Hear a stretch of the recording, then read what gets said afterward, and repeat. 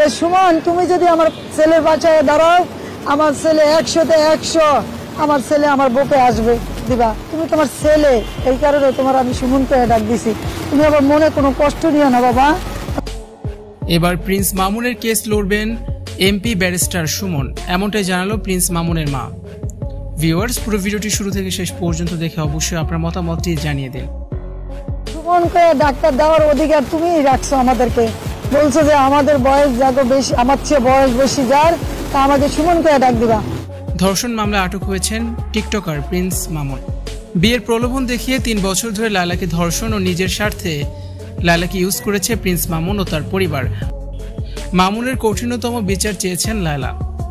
মামুনের কেস লড়ছেন আইনজীবী টিকটকার লিজা, যে কিনা একজন টিকটকার। এই আইনজীবী যেন মামুনের প্রেমিকা, মামুনের সাথে রোমান্টিক টিকটক ভিডিও বানাচ্ছে তারই আইনজীবী লিজা। মামুনের আইনজীবীর সমালোচনায় মেতে উঠেছে নেটাগারিকরা। আর মামুনকে জেল থেকে বের করতে পারেন ব্যারিস্টার সুমন। মামুনের মা বলেন, আমার মামুনকে ব্যারিস্টার সুমন ছাড়া আর কেউই বের করতে পারবে না।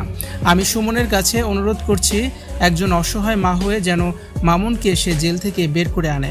মামুনের মা বলেন, আমি সুমনের নাম ধরেই বলছি, কারণ উনি বলেছে আমার চেয়ে যারা বয়সে বড় তারা যেন আমাকে নাম ধরে ডাকে।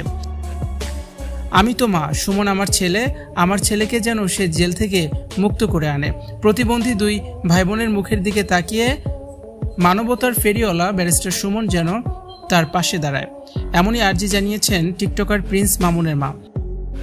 মামুনের মাও নাকি টিকটকার আইনজীবীর উপর আস্থা রাখতে পারছেন না। বড় বড় আইনজীবীর শরণাপন্ন হচ্ছেন, দৌড়ঝাঁপ করছেন ছেলেকে মুক্ত করার জন্য।